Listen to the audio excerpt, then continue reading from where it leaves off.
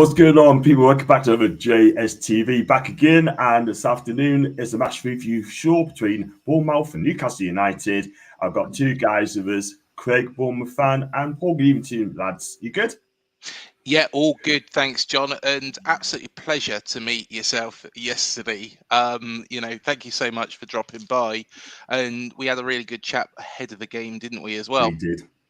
Absolutely. And you know what it is, right? It's just great to see you as well. And in Bournemouth, thanks for Bournemouth fans helping us out. Thanks so much indeed. You've all been fantastic to us. And well done to you. And Paul, hi to you, mate. How's it going? All right. Fantastic stuff. And guys, you like the video or like what you watch, make sure you hit the like button, hit the subscribe button as well if you're new to the channel. Also, if you like to super chat, it is open. And if you'd like to become a member, this is just 99p, and it's also on live on Twitter and also on Facebook on all those major platforms as well. So do check it out. We've got some comments as well. And it's Leslie. Hi to Les. Same far as John's 2-2 in the end, wasn't it? 2-2 in the end. And yeah, also yeah. Thank you again, Les. Please share to my socials as well to help me channel grow. And super chat's available bottom right corner, 99p. If you become a member as well. Hi to Andrew DB. I hope you're good. Hi to Jack. Hope you're okay. It's probably getting a hand. We're going to talk about that in a bit, by the way, people. We are going to as well. And hi to Gary D. I hope you're great. Of course, in Gary D anyway. Do you know what I mean? So it does sound in calling Gary D. And bad at the office yesterday. It was indeed Gary. It was indeed. I've got Leslie as well. Time and tide. I mean, the new Judy Hopps. She loves making jokes as well. And even to Mr. Little as well. I'm not going to call him that. I'm going to call him Mr. Little. I'm sure you won't mind that as well. Hi to Zane. Hope you're having a good weekend, my guy. I want to get your thoughts on the fans and triple interaction. We are going to touch on that, Zane. So hold your thoughts on that. Hold that. And we are going to talk about this as well. I was very close to it. In the COVID days, matches will be cancelled with this level of injuries. Correct. Absolutely right. And also as well. Right. We're going to talk about the match review yesterday between Bournemouth and Newcastle. It's only me who can say that, can it? And I mean, we're going to go. I'm going to share the stream as well. And if I'm allowed to share the stream, I've done it in a bit as well. And yeah, so we're going to start you, Craig. All right, I know you're beaming after your win yesterday. Solanke, I think this guy looks fantastic. He really does. So a lot of people just don't rate him. I like him. And give us a little breakdown on yesterday's game, mate. Do you know what? That was the best performance that we've seen all season. And we come up against the Newcastle side, which, are plagued by injuries. So I wouldn't say Iriola is completely out of the woods as yet. But this was a game that, I saw as a bonus game. Particularly because how well Newcastle have been doing. Of course, the injuries have mounted up over the past couple of weeks, and it's unfortunate for you guys. So don't take anything away from that. I think on a normal day, with a full strength side, Gamara's being back, of course, Tonali, players like that, you would have beaten us. It showed really that Matt Ritchie's a legend at this football club. Him coming off the bench, I think it was about 30 minutes in, really did signify, don't get me wrong, I'm not knocking Matt here, but he is, he's of my age group, and, players in my age group are coming to their retirement years and the twilight years. So that really shows. But at the end of the day, it was a good result, and Solanke, excellent. Billing was dropped. I did question that at first, when those lineups were announced. It did make sense, though, in the end. And the way we played, there seemed to be a lot more impetus. That attacking. Solanke again was dropping back, making room for others. Excellent excellent performance. I want to give a shout out to Semenyo as well. I rate Semenyo, and I've been saying for weeks, that he should be one of the first names on the team sheet. And we're starting to see that now. We're starting to see the results pick up. What was your view on him, Anton Semenyo? Of course, signed from Bristol City last season in January. Hasn't really had that much game time until recently, but he's brilliant. He's been absolutely excellent. Before he turned up, there was a lot of questions that he was inconsistent. He'd have a great game, then he'd have a poor game for Bristol City, but I haven't seen any of that here. I've seen him be really, really consistent, really positive. What was your take on him? Yeah, for me, I thought he had a good game yesterday. He's got big thighs, by the way. He looks a big lad as well. He's quick, he's big, he's quick, he's powerful. He's just so direct and skillful as well.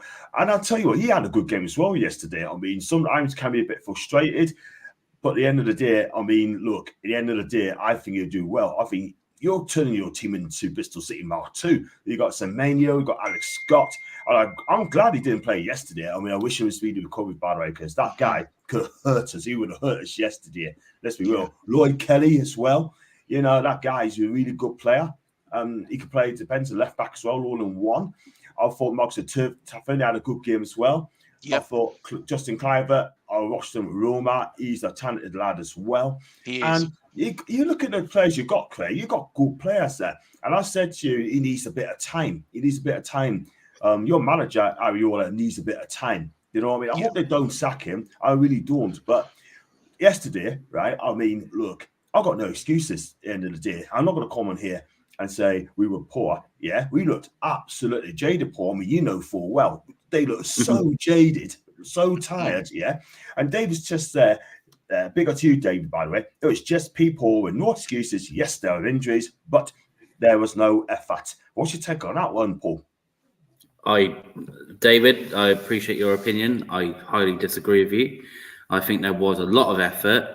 I just think that sadly, the patched together squad, people playing out of position, and no offense to Gordon, just having him up front doesn't work. We don't have the players to help him up there. So I think saying no effort is a bit over top. I think we did have effort. We did have chances. We didn't take any of them, to be fair. Bournemouth were very good, but they caused us more trouble. That's it. You have to be honest at the end of the day that, the team that was attacking more was Bournemouth. We were talking about Semenyo. Again, he was causing us no end of bother. Our defence at times, I love Fabian Schär. He was getting caught so often because of the pace and the speed of Bournemouth, and I just think that we'd never cope with that. From the first couple of minutes of the game, I was already thinking, oh no, it's going to be one of these games. We were a bit lax with passes. We weren't really getting forward, and I was thinking, oh no, is it going to be one of these games for us today? Bournemouth looked well up for it. They really did. They were passing well. Nitpoke made some, all right, some decent saves, but you'd expect them to make no saves, to be fair to him. And, the first couple that hit him, nothing too crazy, but, still got to do a job.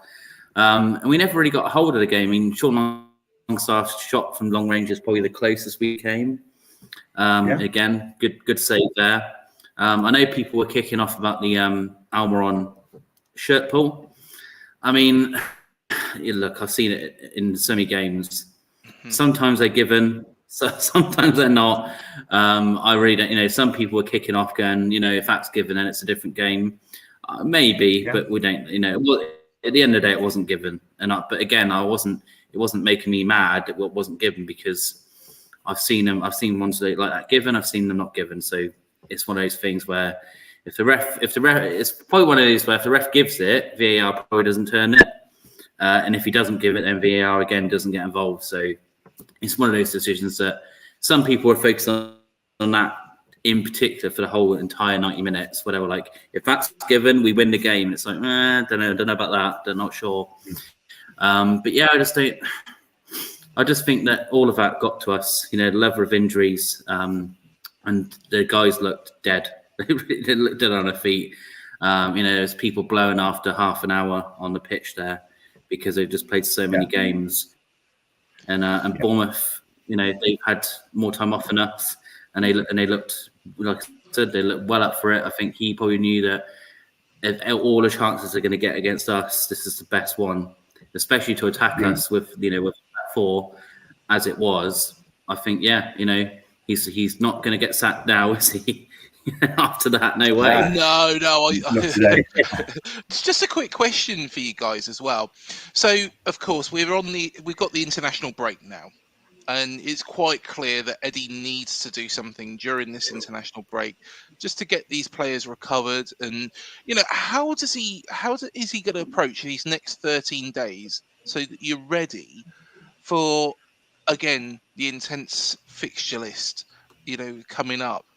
Is it a case of just hope, or is it just a case of resting these players for a period of time? Because we did speak, didn't we, Paul and John? We've spoken in the past about how Eddie Howe is so intense. He works his players hard, and does get results out of that. But now he's at a crossroads where there's so many injuries that he needs to do something. Either he gives them a little bit of time off, but will that mean that they might struggle, for the next match? Or does he keep up that intense, training session and hope the players just recover naturally? I'd probably go with the first one, that he needs to give them some time off here. Yeah, I'm going to kind of agree there, because at the end of the day, one thing I will say, they work so hard. They need time off as well. I think for them, they should take a week's holiday, in my opinion. Take a week's holiday, recoup fully, and go again. Do you know what I mean? Just go again, because they look out on their feet, Craig. But what we need players coming back. We need Botman back, Isak back. I mean, Harvey Barnes is coming back soon as well. But with Miggy's off injured as well now. Like, how long is he going to be out for? It doesn't look good, doesn't it? It doesn't look good at all. But one thing I will say, let's hope we get him back quickly, because PSG is still around the corner as well. That's what, every 2 weeks' time. And I'll tell you, I'll be in France as well. I'll be going to Paris as well. And for me, I think we need to find a way of getting some kind of that game. It doesn't look good at all. Let's go on to the starting lineup. This is already picked. This is a team. Look at the team there, right? We've got Miley starting, which is good. And also Lewis Hall's coming at left back. Again, he got hooked at half time, and I just don't know why. But if you look at the squad we've got, then, that is not really our first team. Do you know what I mean, Paul? It's not our first team at all whatsoever. No, I mean, like I said, it's very kind of patched together. I was very surprised that Livramento didn't start. The only thing I could think of was he's probably thinking to himself, what's my impact sub? I think that's the only reason that Livramento didn't start, because I think Eddie's probably thinking, like, if we're not doing that well, who can I bring on realistically who's going to make any difference to the squad? No offense to the guys on the bench, who were on there, but most of them are kids. And I think half of Eddie's thinking was, who can I bring on if we need to make an impact on the game? And I think that's probably the only reason that Livramento didn't start the game. Hall didn't have a bad game. I think that's a bit harsh. Again, social media, we all know what this place is like. Some people saying it was terrible and it's all Hall's fault and blah blah blah. I disagree with that. I think he was okay. I love that one tackle in particular. That was really good. And he was causing some trouble here and there, but it's clear that he needs more time. He needs more time. What is this? His third ever start for us. So you can't blame the lad for not being like completely up to scratch with what Eddie Howe wants them to be. We saw this with Andy Gordon as well. And again, there's all these other little things like with that 11, like Gordon looked knackered. Willock, he had one of his famous off games for us. Apart from maybe one little move in the second half where he did some nice things, but all right, it didn't come to anything. But other than that, Willock looked a bit knackered. Almon obviously was causing some issues, but then he comes off injured, which is, again, it's just, my head was in my hands when I saw that. I was like, are you kidding me? Like, what?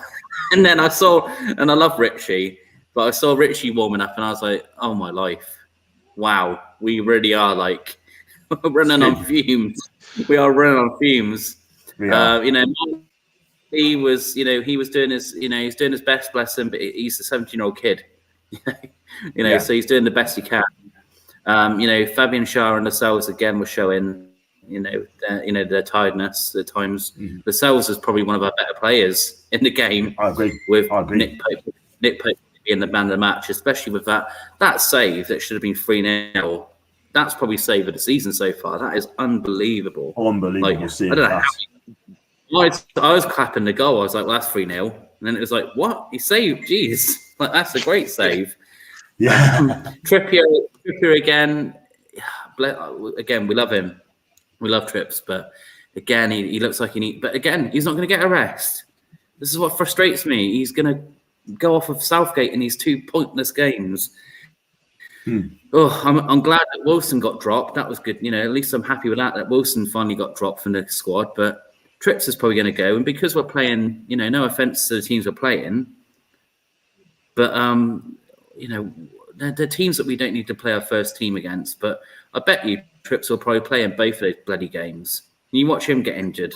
Just our luck. That'd be pure United luck. That would be.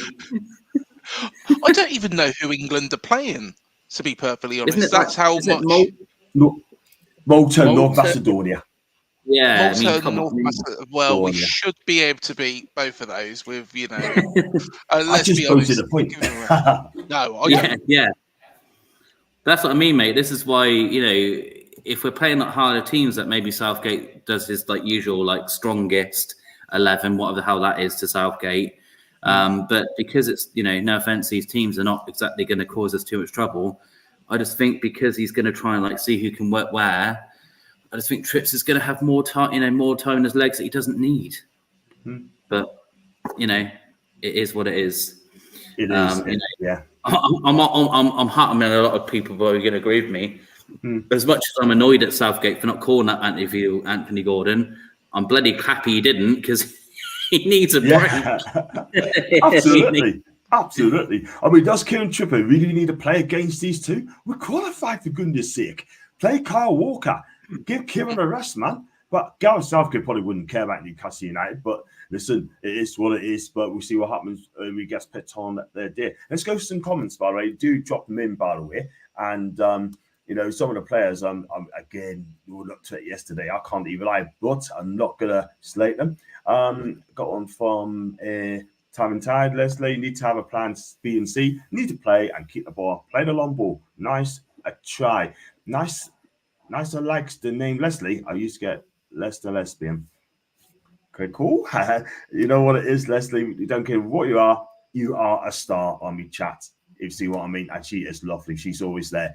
And for me, Leslie, plan B, plan C, Eddie will not play that at all. It's always 4-3-3 at the club, unfortunately. But I don't think he'll change that at all. To me, we seem to be switching up front. We really miss Bruno, but the team aren't just one man. Very tired players. Well done, the Bournemouth. That's in Gary V. Craig will be happy with that, by the way, and I have to agree. How needs to rotate the squad? I have no choice now, but the 2-week break is well needed. I hope Trippier does not get picked for England in games. And the international breaks come at the right time for us, just like Bruno and Jason don't get injured. Yes, they're going to Brazil as well. God forbid. Gee whiz, man. As I said, we need to have a plan B and C, especially with the amount of games we have. Need a natural goal scorer. I've heard Mbappe's come in. Have you heard the same? Leslie, let me just be clear, right? When you got the pick of the clubs like Madrid, Barca, Man City, right? He ain't going to come to Newcastle. He is not going to come to Newcastle United. There's no way. It'd be a free buy. It'd be a free. No. I tell you what, though, if Bournemouth instead, yeah, we can dream not in a million years, guys, not in a million years. Wow, and wow, and no, you know what? End of the day, it seems to price out. Look at I mean, you want to come to Newcastle, you have got to work your butt, and I'm not sure Mbappe's going to do that for Newcastle at all. is what it is. Hi to you, Max. I hope you're good. Is it Chelsea next for us? Yes, it is. It's Chelsea a week on Saturday. And also as well, got to tell with FFP and Jan, let's sign 6 players and some loan deals. I'm sure we can pay the fine. Do you know what it is, right, Alan? We don't want to end up like Everton. Spend it over the top. But I see exactly what you mean. And so this one's what Ronaldo. How true is this? Bless. Ain't happening. If it's 27, I take it all day long. As uploading, Max. So it'll be uploading, Max. So what I'll do, I'm not sure if it's done yet, but once it's done, I should post it out there, mate. And I should even post it on your Instagram page as well. So give it a like as well. And go on to the PSG. And let's go to Gary. First question, Gary. What do you think about the rule change? Which rule change is that, Paul? Is that to do with the Premier League or? I'm not sure what Gary's alluding to there. What rule? Yeah, Gary, if you explain it a bit more. Sorry, chap, I'd let you know if I knew what rule you meant, buddy. Let us know more, mate, and then we answer that question. And then Tino's on the bench. Why is he on the bench? I just don't get it. I mean, it'd be perfect for Bournemouth game as well. And PSG's not winning Mbappe's contract. I don't think they will. I think he'd be gone in the summer, to be fair. And apparently, Real wants to play for us and get Man United effed up. Poor. I wouldn't have him personally, Les. I would not have him at all. Big up the Craig, by the way. Hi to Craig. There's your mate there. And, I think somebody's winding me up there. Uploading it now, Max, mate. Bless him. Is it cold, John? Looks like you're sitting there with a big coat on, mate. No, it's a hoodie, mate. It's a hoodie. It's a hoodie. Like, it's getting fresh, like, but I'm just gonna wear it today. But thank you, G. Gary D. Bless. I'm not okay. I'm red-blooded male. Okay, as Chris Song would tell Wallace. Sorry about that. Let's see this. Do you know what? Because I've been a massive Gary O'Neill fan, and I've been praising him left, right, and centre because he is a bloody good manager. We shouldn't have sacked him, in my honest opinion. But Iriola's here now. How is Gary doing? Well, that was a pretty decent result against Spurs. Yeah. Yes. Yeah. Considering that Pedro Neto is actually out as well, and let's be honest, that Wolves side is a lot weaker than it was last season. So, yeah, Gary's doing a bloody good job, really. Isn't he just? Yeah. I think what Mbappe, what he's been saying, I know he's on about £1 a week at the minute, but money isn't an issue for him. He basically owes PSG. Well, mate, there's no way that Newcastle's going to pay that sort of money a week. There's just no way, because it's going to upset others as well in the camp. But it's nice to be ambitious, though. And how about the transfer, Paul? He's on about the transfer. The loan market thing. Don't know anything about that. I mean, on the January window. Well, I mean, that's the vote's happening in a couple of weeks' time, isn't it? Where they're going to vote on whether it's us. I don't care what they say. They're voting against the Newcastle, and they will. And it's all about who's allowed loan deals from other people that are owned by the same club. Man City did it for years. And who is it? Watford got away with it for years. No one moaned when they were doing it. When little old Newcastle start doing it, it's a conspiracy. What's a conspiracy, man? Do you know what though? We could also fall foul of this, because of course Bill Foley is putting stakes in Lorient, Club Bruges, I believe Hibernian. Somebody else might be able to help me. Max might be able to help me with a couple more, but there's a lot of clubs that he's looking at.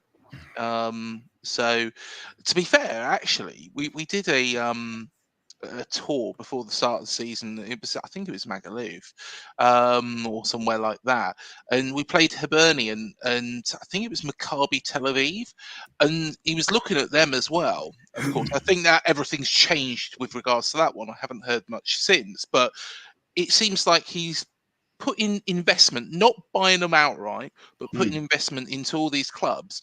But for example, there's a player that we've got, Romain Frevert, and we signed him from Lyon.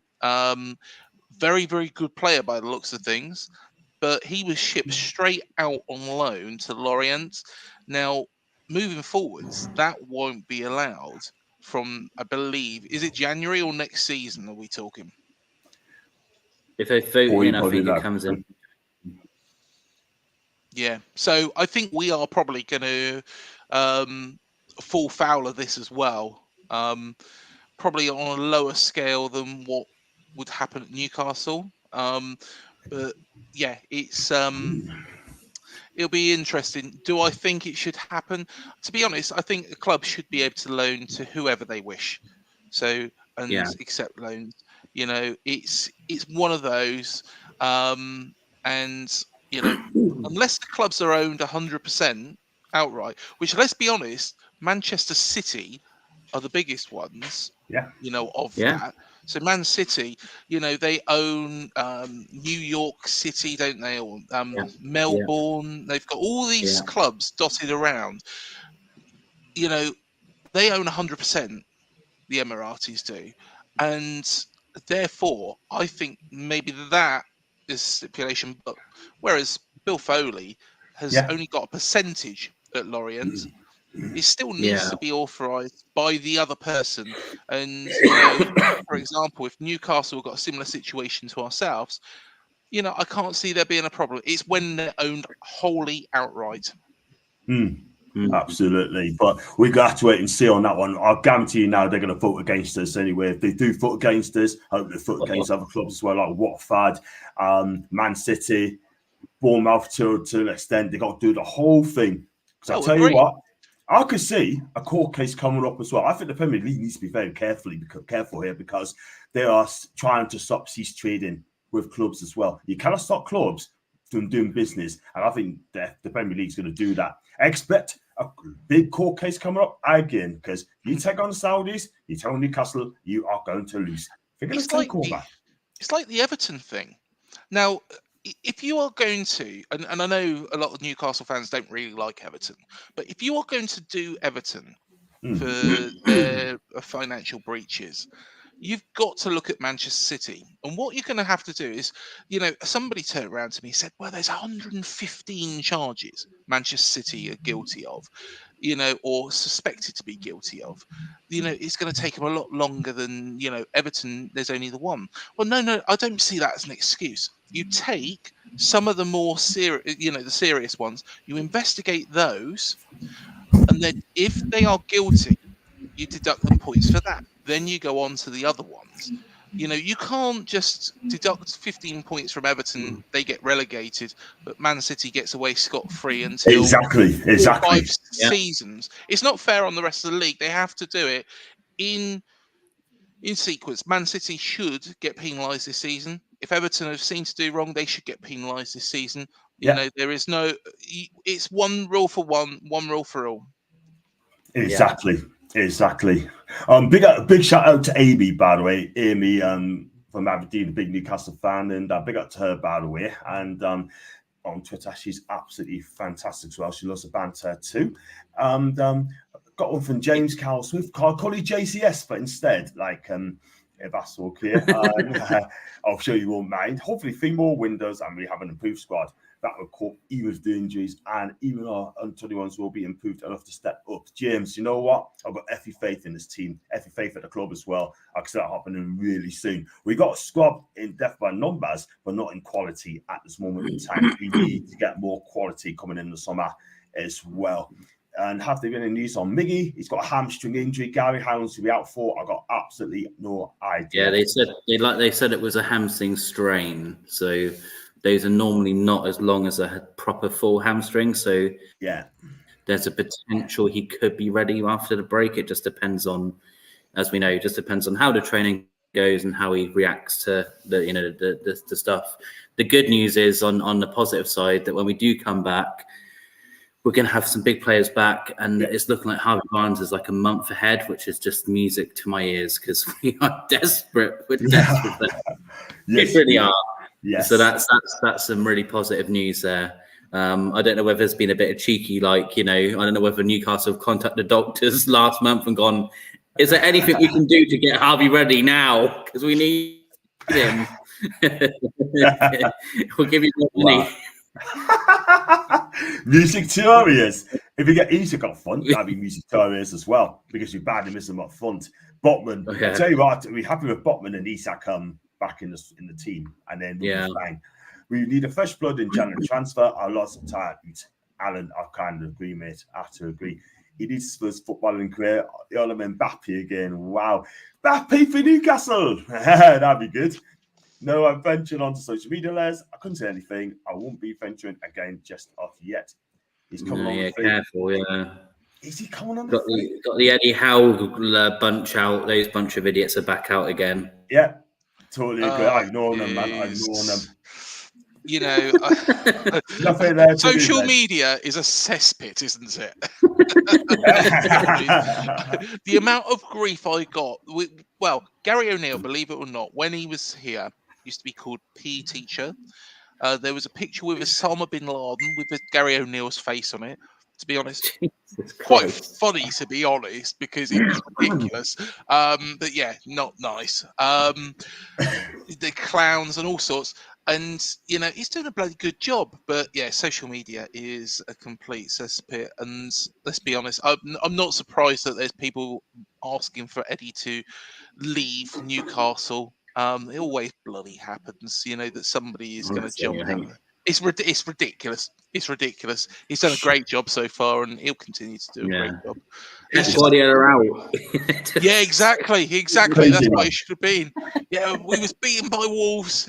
Get him out. Exactly.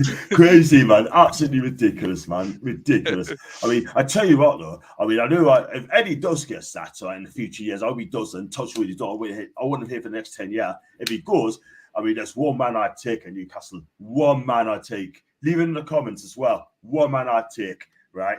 And I'm not going to tell you who it is, but it's shocked a lot of people as well.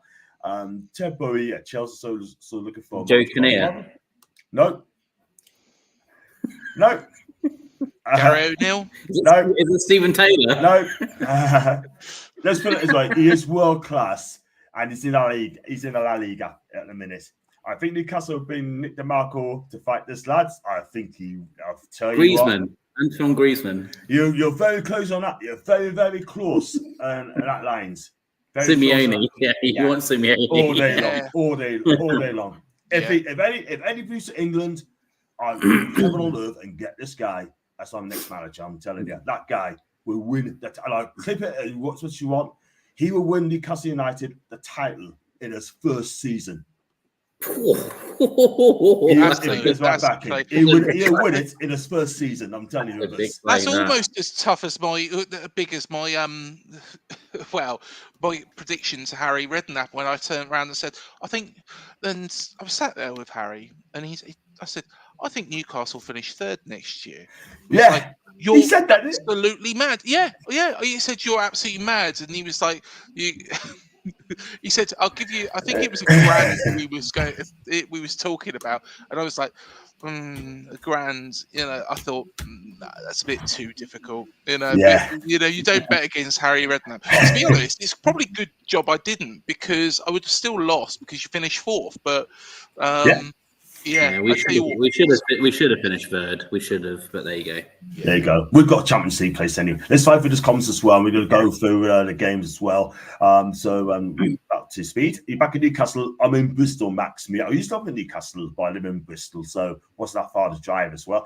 How does everyone think of United above us? Their standard football is shocking me. I tell you what, that's the worst United team I have seen. They're just lucky. They're lucky. There's nothing else to it. Exactly. I'm thinking the legal challenge will come over the change they're trying to make regarding sponsorship. There are rumours that Newcastle representatives have been having meetings in London. Let's go for it. The fact that it's a temporary restrictions that are voting on makes me think it could pass. The restrictions to sponsorships worries me more at the minute. Leslie, I've got to have to agree with you. The day was announced, and Honestly. everyone's going as well. I'll probably get later in a minute. It's just guys chatting to Les. Let's chat to Gary. Man, he just paid 85 million for Slam Maguire, and he's just been offered 30 million. God, that club's a mess. It really is.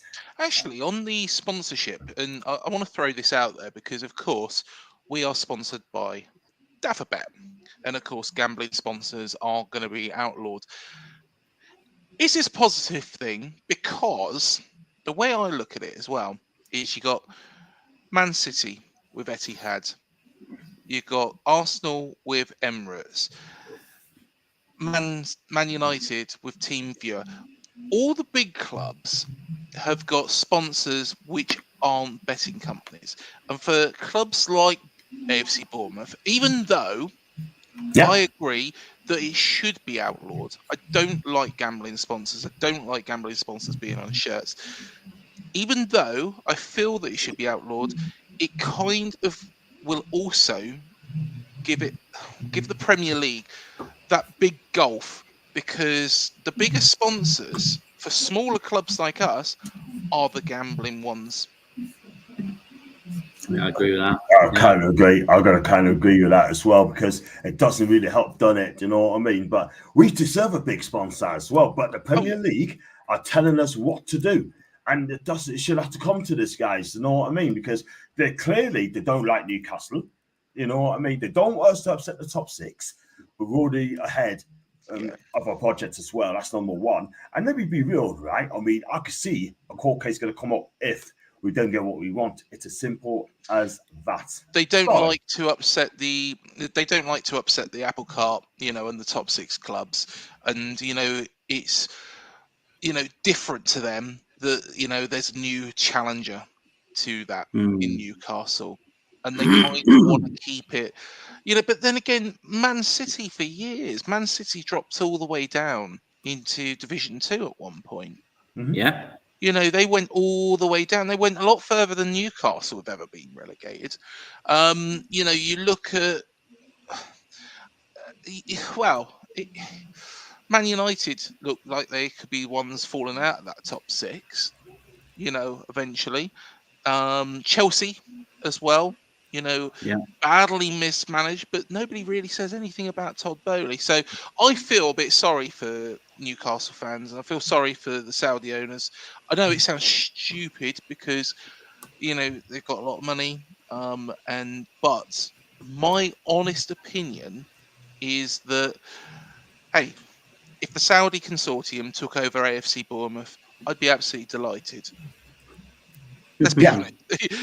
And, we picked Brentford, or, we could even go further down the tables, Wigan, Reading, Sheffield Wednesday, somebody like that. If they got Saudi owners, they would be absolutely delighted.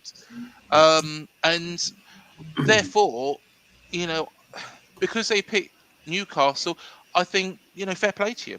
Fair play to you. League politics out of football. Correct. Let's go on to some more comments as well before we definitely go to talk about the game. I don't give them airtime. I'm just ignore the click warriors. I'm positive that most aren't even Newcastle fans. You know what it is? So I've got to say something quickly, right? There's this last asked this question twice. Where did I get a ticket from? Yesterday and today. But guess what? I didn't have to split a finger. I didn't, because it's got absolutely nothing to do with that whatsoever. Yeah. At the end of the day, after the crap we had last week, to come and say that, not interested. Yeah, it's as simple as that. Yeah, we'll talk about it. Do it on a DM. Do not do it on a timeline. It's as simple as that. So I'm not going to call her out, but at the end of the day, right? She's not a police officer. She's not a copper. She's not a detective, and she is nothing to do with that. Simple as that. Hope Eddie never gets that. Definitely not. And we don't. And you know what? He's doing amazing. Absolutely amazing. I wouldn't mind if he did, because then he could come back here. But, to be honest, I don't think you're going to let him go. Nah, definitely not. Eddie's here to stay for a long time. England, if you want him, you get stuff. Big up to AG, by the way. I agree there. When I watched us, I could see we were knackered and need backup in Jan. We've been awesome this season, but we're going to start slipping for these injuries. I see exactly what you mean, but Touchwood's not the case. What about Geordie? I used to play for the Orsend boys. Good on you. Good on you, Les. Out of interest, with the channels that show Premier League football always have to ban betting advertising. Yeah, that is the thing, and especially Sky. Would they have to close Sky Bet? Exactly. You know, They need to let's be ban honest, these betting as well. Go on. the whole football league is sponsored by a betting company. Yeah, Yeah. that will bet. So exactly, we should have had our own TV channel to cover all our matches. Thank you, Alan. Thank you very much indeed. Have our own TV channels and pay what we want. Simple as that. We're in 2023 and there still Right, isn't a Premier League Netflix. How does that not exist? We're in 2023 and there still isn't I'm not saying it is on Netflix, but how is there not a version of Netflix Premier League? It's mad. They'd earn. I can't even describe the numbers they'd earn if they did that. I think you're spot on. To be honest, it's quite a good business idea. But have the Premier League app. You'd be able to pick whichever teams that you want to watch. Maybe for an additional fee, they'd make a lot more money through that way. You get your normal shows like with Gary Neville, Jamie Carragher. Honestly, yeah. And you could get like tack on. So if you wanted the Champions League bumper package, you could do that. If you wanted La Liga, you could pay for like a package for blah blah. Honestly, you'd be earning. The people, if they made it, it'd be billions. It would literally be billions of pounds. Mm-hmm. But they've still got this weird thing about you can't show the 3 o'clock games because people won't go to their local club. Absolute rubbish. Yeah, I would still go to the game. You can't beat being there in person. But even say for example, a club like ours, we've got 11,000 seater stadium. Yeah. You feel that. Then you've got others that couldn't get a ticket, able to watch that 3 o'clock kickoff at home, or in America, means that we can stretch out into America. It's a global thing. They pay for just Bournemouth games if they want. They get all the other bits on the package as well. It would make sense. And I'm going off at a little bit of a tangent here.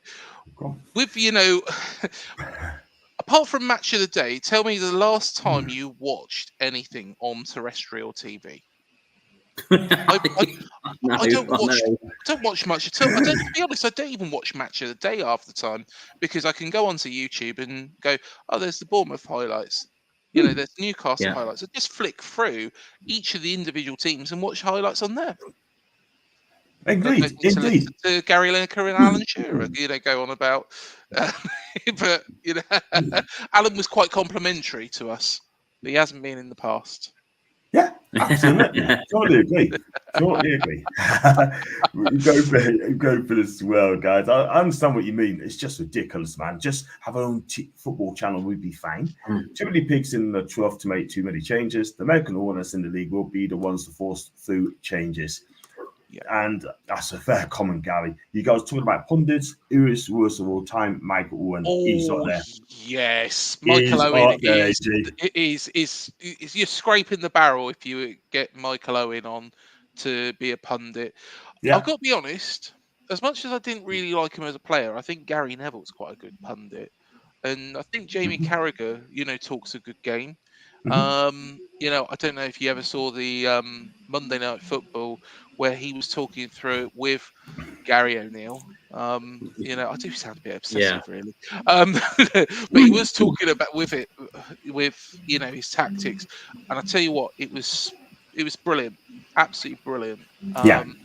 But Michael Owen is scraping the barrel. He really is. Fair comment, fair dues. We've got a few on our list. Don Goodman's right up there. He hates us. He cannot hide how much he hates us. And for some reason, Sky love putting on commentary when he's got us. Or Alan Smith last night, because he's in my mention down there. He really enjoyed us yesterday. He was just talking us up so much in the game. He wasn't slagging us off at all for the whole 90 minutes.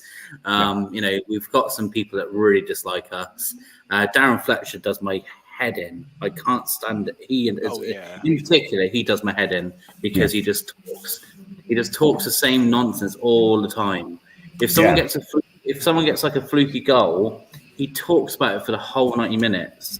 Where he's like, and Nottingham Forest can't get back because they haven't been able to peg back that one goal. And it's like, maybe mention the context behind the goal, you idiot. But anyway, yeah, exactly. Let's fly through. I know what you mean. Calm down, Paul. Calm down, mate. Let's go through the game. Yeah, I mean, Bournemouth had a quick start as well. They could have scored after 40-odd seconds when Nick had a great save, and then also as well, he made a couple of fine saves. Clivert's one of them, and also we just didn't get going at all. I think alongside the shot, which Neto made a good save, pushed it over the bar. Yeah. And other than that as well, I mean, Bournemouth did take the game. I know the goal is going to come. I mean, Craig, you was over us, mate. You were absolutely fantastic first half. I mean, you played football the right way. I mean, we just couldn't get going. You looked leggy.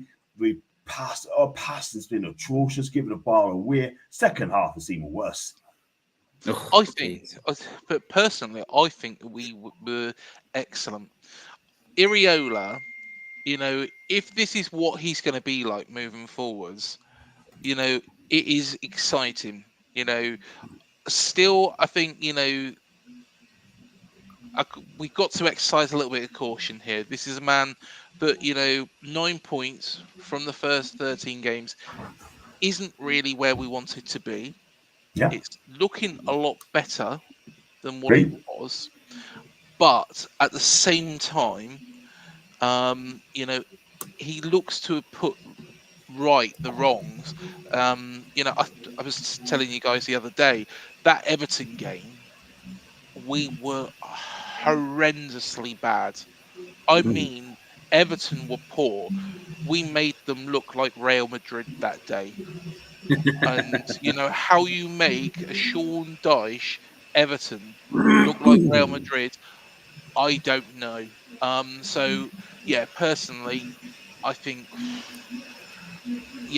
he's not out of the woods, but we're getting there, and I'm hoping we go up to Sheffield United next and give them a decent thrashing. To just get the, I know it sounds horrible. I feel sorry for Sheffield United fans if that does happen, but at the same time, I think the fans' confidence just needs to be built up. It just needs to be like, right, okay, it's working now. The players' confidence, I think we're getting there slowly but surely, and maybe I was wrong. I'm quite happy to, and do you know what? I'm delighted to be wrong, because I've knocked Iriola and said about Jesse Marsh coming in because I feel, American owners, he could get instant results. Maybe I'm wrong. And I'm happy to be wrong.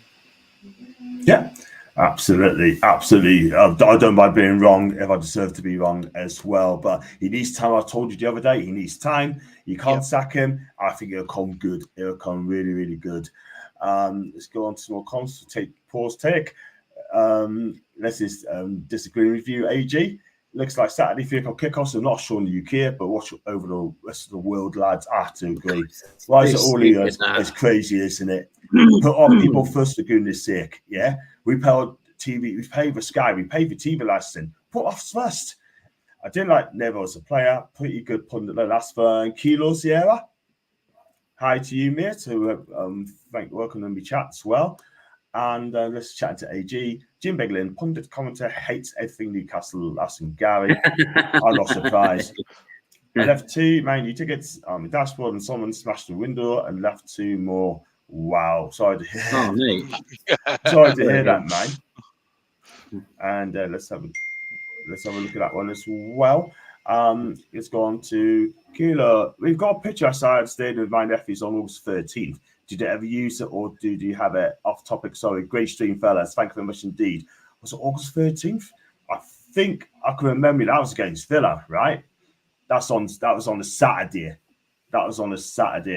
And I can remember that as well. So, did you ever use it, or do you have it? I have to have a look, mate. I lost it, but I'll have a look. But thanks anyway, man. And I think we screened We're the Lads. Yeah. Oh, I can remember that as well. Check the streams. I'll let you know in the next show. Let you know, and then come back on the next show. I think it's tomorrow or Tuesday we'll be on. Or Manchester League's time. that they very rarely get it in the Prem. Unfortunately, I have to agree. Sheffield United got destroyed by Newcastle. Yes, they did, but they drew today, ones each. Yeah, so the goals, the first goal was it like giving a ball away, and that led to the first goal. And Solanke finished off well, Paul, but where was the marking though? I don't play football, but where was the marking? And he was going with him, by the way. It's a pretty decent assist from Joe Willock. It was, wasn't it? I thought it was a great ball from Joe Willock. It was very shocking. It was very unlucky. It just hits his foot all wrong and just lands perfectly into Solanke's feet. But to be fair to Solanke, he sorts himself out because he's kind of like a bit away from goal when he gets the ball. And he really does this nice little turn. He gets a really, a good finish from him. I know some people getting at Pope. Could he do better? I mean, if you're being ultra harsh, keepers being beaten the near post is never the best thing ever. But where Pope is, I mean, again, if he gets that, if he saves that, again, I feel that's probably in the saves of the season because it would have been that good. Like, all right, like it's not great to get beat by your near post, but if Nick Pope saves that, then the Bournemouth fans are going nuts because they're thinking, how on earth has Solanke not scored? So I think that would have been a bit, I think people have been a bit harsh on Nick Pope there because I'm sorry, if Nick Pope wasn't in the goal yesterday, I think it could have been about 6 or 7 because our defence were all over the place at times. I mean, Trips again, sorry, chat. He was having another day off. Shah looked slow and tired. Paul, obviously then he came off and then Livermore came on. He didn't have the biggest impact in defence. I didn't feel like he was doing some things going forward, but he was getting caught as well. I felt as well that the tactic was from Bournemouth as well to get a Trippier because they knew that he's not the paces because I saw them going down Trippier's side quite often as well. So I think that was definitely a tactic for the manager to get down that side and exploit the fact he doesn't have pace. If we had Byrne on the pitch, I think they would have done the same thing to Dan Byrne. We just didn't look at it. It's a lucky goal in some aspects, but again, like there's chances to get rid of it and we don't. And then the second one is even worse. And the second goal is, from a Newcastle point of view, it's really poor. Poor defending. It just bounces everywhere. And again, it's just kind of like there's chances to clear your lines, chances to get it away, and then again, because it's not cleared, it drops the Solanke, and again, it's probably an easy goal for him really to score that one. They tried this weird handball thing. If anything, I think was it Parkinson who was up with him, or was it? I can't remember. Was it Parkinson beside him? Yeah, might have been. If it was handball by anyone, it was probably handball by him. If they were like really wanting to look at who was handballing the ball, that would have been pretty harsh if they didn't give that. When it went to VAR, I was thinking we'll be very lucky to get that chalked off. It didn't. It shouldn't. It's fine. It just we had a chance to get away and we didn't, and then we didn't. Again, like I struggle to think of like some guilt. Some really good chances we had because I don't think we had that. Not too many really. Longstaff is probably like our best chance of the game, I'd say, out of all of them. Yeah. Where in the second half, he's in acres of space. He's got the whole goal to aim at, and it goes over. And it was like, that's the day we're having. That just sums us up. Longstaff he's normally quite good from far out, and that's normally in the back of the net. But I think if we score that, maybe it's a different. Again. Ifs and buts. If that goes in, perhaps it's a different game. Maybe it isn't. Who knows? But yeah, I think if he scores that one in particular, with all that space, all that time, I just think other than that, I can't think of anything. I can't think of making the goalkeeper work too often in that game. Can you, John? I can't remember if we had, the goalkeeper rushing or doing anything, in a rush. Second half, Trippier had a free kick. And the keeper kind of saved there, and that cleared off that kind of nick of time. And also, as well, he had a save from Gordon. Gordon had a bit more time than he thought of. Had a shot from 15 yards straight at Neto as well. also, and you know what? Bournemouth could have scored a lot more. They could have scored a lot more. yeah. So the Lanky was unlucky not to score a hat-trick, but he tried to go around Pope. Well, he got, I think Pope saved it, and then he got the ball the second attempt. And then the one at the end, I don't know who missed the open goal. I think it might have been one of the subs missed the open goal. Might have been Adam Smith, I don't know, but that wasn't great. But it could have been a lot more goal. I think, look, at the end of the day, Bournemouth deserved to win. And I can't lie. 100%. 100%. Can't lie. If we would have got a draw out of that, it would have been an absolute robbery. I would have loved it. I would have been happy with a draw. I would have been like, well, we got away with one there, but yeah, we didn't deserve anything out of that game, if you're being honest. And Eddie Howe at the end, I haven't seen, that was interesting at the end. Eddie Howe looked furious at the end, and I think he has every right. Yes, okay, 100%. It was a patch together. Yeah, it was a patch together team. I get, I'm not saying it wasn't, and the lads did look tired, but we all know what Eddie Howe's standards are like, and I don't think he was too pleased with some performances out there. So there'll probably be a few words said to the lads who don't get much time on the pitch. Sorry, let the police car come past. Wow. Yeah, so he'll have some probably some words for some of the lads, because some of them did need to step up a bit more, and they didn't. Some players are still not having their best performances. As I don't know when we're going to mention it, but when we get to the full-time whistle, there is an altercation that's caused by this opinion. Yeah, we're going to talk about that as well, about Trippier as well. I got a German anti-aircraft. God, that woman gives me some flack. I like that. It's now 1-0 at Stamford Bridge. I watched Lee's blog from Newcastle Fans TV, and there was empty seats around him, lads. What does that tell you about what's going on with the ticket things as well? The ticket as well. Like I said earlier, people ask us, where do I get a ticket from? None of our business. Get in the bin. Sorry. I was going to say it as well. I mean, Eddie Howe gave his tickets. There you go. Exactly. He came to my house. He had tea. He had tea. We had sausage and mash, and Eddie was like, "Paul, that was a really good sausage and mash. Here's some tickets." That's all you need to do. Just invite Eddie for tea, and you get tickets. Do you know what I always do though? The con club that we went into yesterday, John. Let's be honest, it's not the most vibrant of places, Paul. If you imagine, it's quite dark, dingy, and an old pub, probably on its last legs. But what I did do was I scribbled down, and I don't know if they're clocking on now. The Bournemouth fans realised, but I just put on there, Andoni Iraola, but Eddie Howe was also on there as well. So yeah, I can imagine when they're doing their accounts and they're tapping, added all the people on there, putting an Eddie Howe and an Andoni Iraola turned up today. Somebody that doesn't have the foggiest about football, because there's going to be one in there. Yeah. I like it. Absolutely. Well, let's hope things will get better soon. Do you know what I mean? But I hope it doesn't go. Let's go on to what comes as well. Just for Bournemouth scored, I said I thought it looks like a smash and grab type of game. I was wrong, and we were beaten by a better team that day, exactly. And tempted but better not. Didn't Lee said he thought it was people buying tickets for the loyalty points. Do you know what it is? That's what they do, Paul. They buy tickets. Some of them, I don't know who it is, but some people buy a ticket for the loyalty points.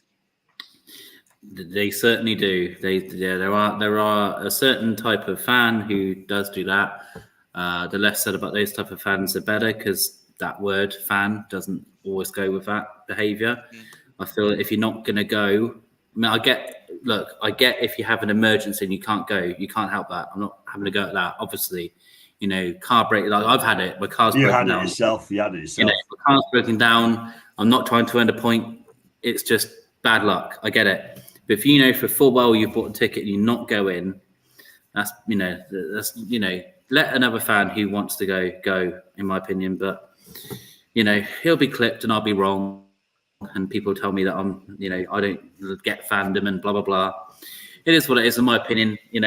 if you can't go because of an emergency or something, that's normal. Can't help it. But if you're buying it intentionally, not going intentionally, I just think that's bad form. I just think that, you know, there's so many fans that want to go to these games. You know, it might be their first game ever. It might be a young lad, young girl, the first ever Newcastle game, and you've robbed them of that. If you just knew you weren't going, you want like an extra point in the bank. Do you know what I mean? I just I don't agree with it if that's what people are doing. I like to hope we're not doing that, but there are people that do it. You know, Well, I just tell have to you be honest, what, don't you? in League Two, games against Aldershot Town, you could just walk straight into Dean Court, get your ticket there, and then walk in. Yeah. But, let's be honest, it was a completely different world for us now. I remember those days. It was like, just pay on the gate. That's fine. And that's the only way. Yeah, us in the And that is the only times was that. Exactly. Yeah. You know what? I'm just going to say, Leslie's go on. No, I was saying that you remember when some games in the Championship, it was like that, where it was like just pound the gate because people weren't coming. They were fed up with Ashley. They were fed up with everything. Even though we were like even top of the table, people were still fed up with Ashley. So, we had a lot of games in the Championship, two seasons where, it was just turn up and you could just turn up at any time and get a seat. It's quite nice, isn't it, in a way? But at the end of the day, you need to be in the Premier League. It's the place where the money is.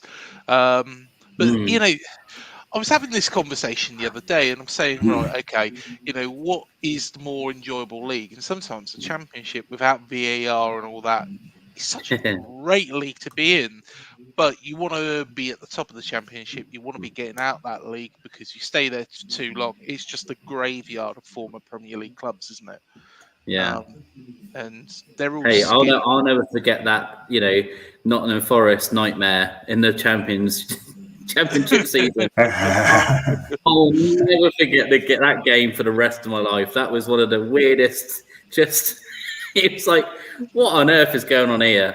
Everyone hates what's his name? Was it Lansbury? Is that his name? Yeah, Andrew Lansbury. Yeah. Every Newcastle fan hates him. They absolutely hate him after that one game. It's just I've never known a game like that ever. It was just so bizarre.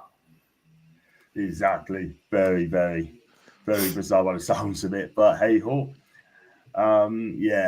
He was on Talk Sport the other day as well. There's a half dozen seats or more empty, lads. Yeah, that does look great, doesn't it? I think it's people buying the tickets and not turn up for the games. It is so wrong.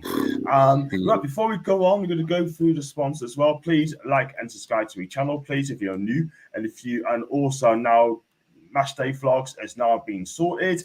And please give it a click and like, and if you're new, subscribe as well, please, people. Let's go on to the first part now. Is Toffs, the #1 destination for classic football shirts that recreates football vintage Newcastle shirts designs. In addition to the massive range of retro replica sports shirts, Toffs brings you NUFC-inspired bucket hats featuring Bruno, Tonali, Joe Linton, and more.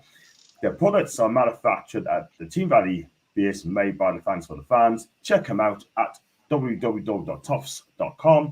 An exclusive JS discount code gives you 15% off all orders. Simply quotes JSTV 15 and 15. And my second partner is the Magpie Store. These guys are passionate about supporting Newcastle and providing fans with quality NUFC-inspired clothing. Their range includes hoodies and t-shirts featuring Gordon, Tonali, Isak, and more. Keep your eyes open as they are continue adding to the product line. The Magpie Store is a new store for a new dawn at Newcastle. They can be found at the Magpie Store, all in one word, .co.uk. Quote our exclusive code JSTV10 for 10% off each order. Please contact JSTV via email if you also like to join our partnership team. Thank you very much indeed for that. I do actually, just very quickly, that Eddie is our king shirt. But it needs to be adapted because Eddie is both of our kings. I don't know how we're going to do this, but this is just an idea. So the Magpie Store, if you are watching, I want one, but we need to adapt it so, it includes Eddie is both our kings. Eddie is just God. Yeah. What I'll do, I'll have a word with Magpie Store, send them a DM, say do and call Eddie as both our kings, and then that'd be brilliant. Then I'm sure they'll do some. If they do that, then what I'll do. They're good guys. Yeah. They're good guys as well. Bring back. I'm trying to work on something when we do get the member goal as well. So we'll keep an eye out for that one. Yeah. Right. So I know people's screens are buffering as well, but I'm moving. Everyone's moving as well, but I do apologise if you're having problems with the screens as well. Gary's one of the list is another as well, and might be iOS and also don't know what's happening with buffering. My stream is okay. That's the Les 2-1 to Chelsea now. They come up from the goal behind. Robbing people of tickets who would go to the games. Like, can you agree? If you can't go, just don't do it. Don't buy a ticket. Simple as that. I mean, I'm trying to go to the Everton game. Hopefully, I'll get finished by 2:30, 3 o'clock. I'll have a word with work, see if I can do that sort of thing. That'd be fantastic. If I do, great. If I don't, then I'll do something like my ticket. I don't know how I want to. I don't know how I want that one to go, Les. That's in Gary V as well. So yeah, like I said, it finishes 2-0 to Bournemouth. And Craig, who's your man of the match, mate? If we're going to the player ratings of our own, I reckon it's got to be between Dominic Solanke. Well, to be honest, there's not one player that I could say had a bad game for us yesterday. I think they all really put in a shift. I would say it is probably between Dominic Solanke, Lewis Cook, very, very good game, and Semenyo. I'm going to go with Dom because he does create so much more as well. Drops back into a bit of midfield position. Is creative for his teammates. Yeah, Dom is a special player. I don't understand why some people don't rate him. Some Bournemouth fans didn't rate him some time ago. And to be honest, I always did question whether or not he's not an out-and-out goal scorer, but I did question whether or not he would be able to do it in the Premier League. He's proved that he can do. So yeah, let's give it to Dom. Sounds like a bit of a broken record at times this season because he's got quite a few man of the matches, but yeah, I think it's only fair. Yeah, so Dominic Solanke is your man of the match, and Paul is your man of the match, and there's only going to be one contender, isn't there? I've got two, so I've got one Newcastle, one Bournemouth player, obviously, because Bournemouth won, so I think it's only fair to give them one of them. Obviously, our man of the match is Nick Pope. It just is. It's just he's kept the score to what it was. It would have been 5 or 6 without him in goal because he pulled off some really good, and especially that last one in particular was something special. Like if that's not in that weird Sky compilation of saves of the week, then what can you do? I never know what they've missed out some goals as well. There's been some phenomenal goals, not just from us, and they miss them out. It's really weird, like especially like team goals, and they only seem to put I get why really amazing screamer goals are in there, but Sky Sports do miss some really nice team goals at times when they're doing goal of the month. But there you go. What can you do? But Bournemouth for me, I think Solanke was outstanding. Doing all the work he did up front, and I actually thought he had done his groin in as well because he went down quite bad and he didn't look great. And to come back after that as well, so that shows the type of person he is. Because some players, would just be like, what, not feeling it now, I'm just gonna go on the bench and someone else can take over. So it says a lot about his character that he wants to come back on and be part of the game. So, and again, if he's not there, it's 0-0. So you can't not give him man of the match. Yep, fair enough. For me, I gotta say Nick Pope as well. I mean, without him, it could have been 5 or 6 as well, like you said as well. I thought Mali played well. I thought as well when he came on, he did some basic stuff well, and this Joanne Sells defended okay, a bit sloppy at times, but at the end of the day, I mean, look, he got booked for a missed time sliding tackle. He got booked for that. Lewis Hall, I mean, look, that's the second time he's been hooked on half time. Do you know what I mean? Got hooked against Dortmund at the 45 minutes, and he also got hooked again yesterday was wrong. I don't know why he got hooked, but I'm sure Eddie explained that to us as well. But for me, I mean, for man of the match, it's going to be Nick Pope.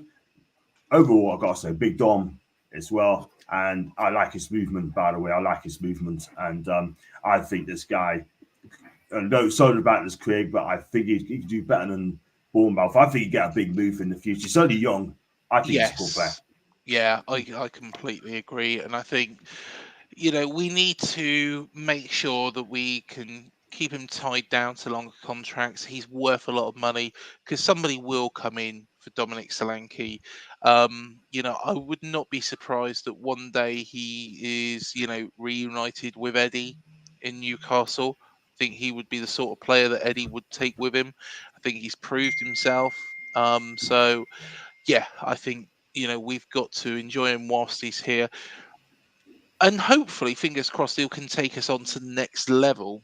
We've got a lot of decent players, and I think Iriola is kind of nailing it. But I'm hoping we can get 3 points up at Bramall Lane next time out, just to keep this sequence going, and move us away from the danger. I still think the bottom three will be the three promoted teams. I agree. But at the same time, we don't want to be anywhere near it. Let Everton or someone like that, Nottingham Forest, Fulham, fight that out. I've just had a thought as well, actually, just before I lose this train of thought. Magpie Store, you've got to put this to him, John, because I've just thought of a killer idea. How about in like the version of Christ the Redeemer, Eddie the Redeemer, and you've got players like Joe Linton, you've got Steve Cook at the foot of it, Simon Francis, all these players that Eddie basically turned from nothing players or players that were struggling into players that just seem to be, well, Joe Linton is the big one for me at Newcastle, where he's gone from being a bit of a donkey to somebody who you think, bloody hell, he's outstanding. He's just a completely different player. Yeah. So, put that to him. Get him to pick out the Newcastle players and get in contact with me, and I can pick out the Bournemouth ones for him. Yeah. Eddie turned around. There we are. Eddie the Redeemer. Yeah, that's I like that. I'll put a word in, man. I'll put a word. I'll send a DM later. With JT just behind him as well. JT's got to be in there as well. What I'll do, I have a word about Magpie Store, right? Send the DM. And then you can get in touch with you, and then you can have a word. Yeah, definitely, mate. Definitely.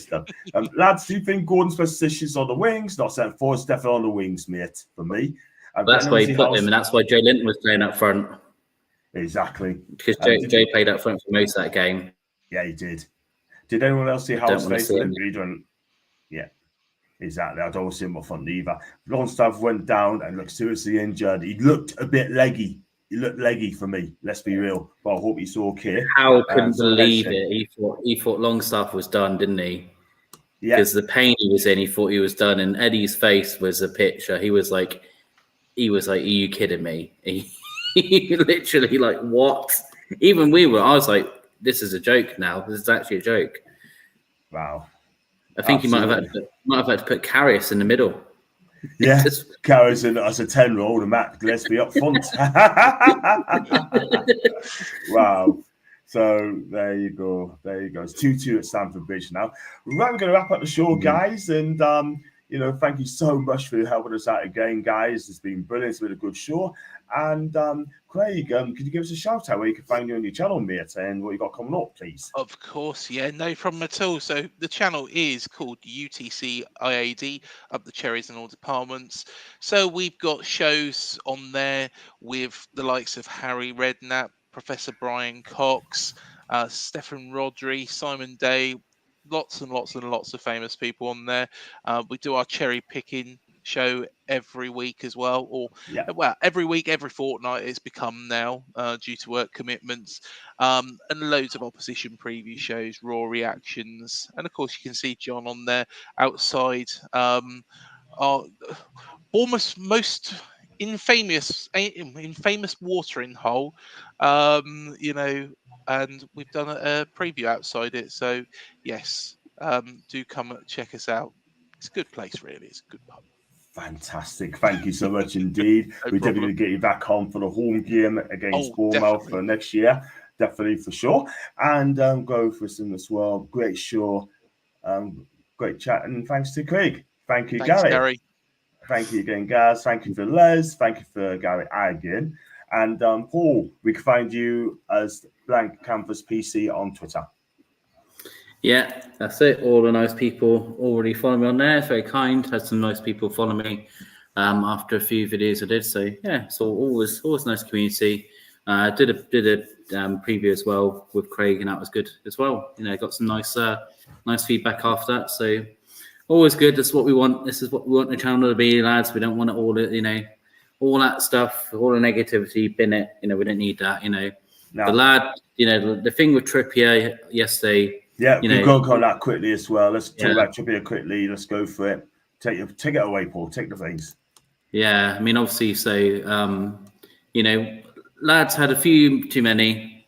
He's admitted this. Had a bit of a go, saying the team aren't given enough. Trips is obviously that's hit him wrong. You know, he's not taking too kindly to it, and full out gone into him and said like, "What, we're not given enough? We are. Look at how many injuries we got." And then Joe comes over, consoles him. Eddie consoles him, calms the whole situation down. I mean, the away end were giving him pelters as well, you know. So he hasn't got away with it, the Newcastle fan. And again, this is where, you know, social media is negative and positive. I saw lots of people obviously very positive for Trippier, lovely. But I saw some people going, find this person. Where do they live? Blah, blah. That is stupid. Yeah. Can't do that. Like, I get it. He's had a go and that's not great. But he realizes that and he has apologized. That's where it needs to stay. We can't. You don't start looking up addresses. Shit. I saw someone sharing addresses yesterday. It's absolute rubbish. You can't do that to people. You know, we've all overreacted at games. I've overreacted at games. I'm not innocent of not being overreactive at times. I've called players crap and rubbish, and I've called people out. You know, so you just need to remember that it's all heat in the moment. Trippier as well will calm down straight after it. You know, he'll know that the fans just weren't happy with the performance. They won't be happy. Trips looked gutted in the talk afterwards. So he spoke quite well, but I don't like this thing of like hunting a fan just because they've had a go at a player. Like we said, I get that that's not right. We shouldn't be doing that. But again, there's no need to share addresses or hound this chat, because he is a Newcastle fan. He's just sharing too much, and he knows. Yeah, that's a good one. Yeah, big up to him for minutes. Yeah, good point there. Yeah, I saw the admission of his error, and do you know what? Sometimes things are said. Things are said at Dean Court all the time. Players. And like. When we were, in the lower reaches of the league, there's actually quite a famous video. And I had this guy on the channel, a guy called Eddie Mitchell, and he was being goaded by a number of our fans, and Eddie Mitchell was a bit of a Marmite character. He pleases some people. I think he kept us on a stable footing. Fair play to the man, but he also winds a lot of people up. And there is this footage where he comes out, approaches some fans, tries to talk to them. Of course, the fans weren't listening to it, and he flips his lid. Now, by all means, swearing at the group of fans is not, acceptable, but at the same time, in that heat of the moment, he's gone, blown, and like he's always said, it's not something that is in his nature, and I believe that, completely believe that. And like this guy has, had an opinion at the end of the game, like I said, bit of drink, but he's held his hands up to it, and I'm sure Kieran Trippier, as a model professional, isn't going to hold it against him and turn around. He knows that what this fan wants and what Kieran Trippier wants is Newcastle to win a football match. And because that's not happened, there's always going to be that bad feeling. When we, crikey, because I'm a Gary O'Neill fan or fanboy or whatever, when we was beaten by Wolves a couple of weeks back, some of the abuse and vitriol I got was ridiculous. It was on a whole different scale. Whole different scale. Supposedly I'd become a Wolves fan. And all sorts of connotations was being made. So yeah, happens everywhere. Twitter's just a bloody cesspit, really. It is. You're absolutely right, Craig. You're absolutely right. And you know what? At the end of the day, if you ever has to go out, or trolls as well, just report, block, move on. It's as simple as that. Because if you give them any time, if you give them more, they're going to come back for more. They're going to come at you, hit you more. Do not give them any fuel, energy at all. I'm running for that. And at the end of the day, guys, this is not what we want. I mean, just block and move on. It's as simple as that. Because I'll tell you one thing now, they'll soon get bored of it. Simple as that. They will never win. Never, ever win. Simple as that. Yeah. Tripp's response to the interview was excellent, I thought. And emotions displays itself in many, many ways. Not always for the good, exactly, Gary. And less well said. And big up to Ronald from Newcastle Fans TV. Big up to Ronnie. How are you doing? I hope you're okay as well. Right, we're going to wrap up the show there. We're going to be back tomorrow. We're going to do a content called The Season So Far, which is you go in tomorrow, Paul, for that one about 8 o'clock, or sounds good, mate. I'll be there. Cool stuff. We try to get Liam as well. We're going to talk about the season so far, which I think is a great show as well. So going through the season so far, and and we go for that. We talk about that off air in a bit. And don't go away, guys. Have a word.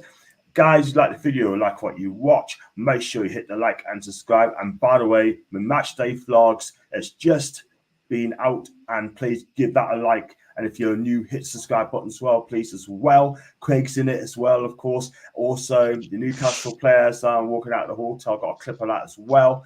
And the fans singing. So keep your eyes peeled for that one, guys. And as always, have a fantastic afternoon, whether you've got left,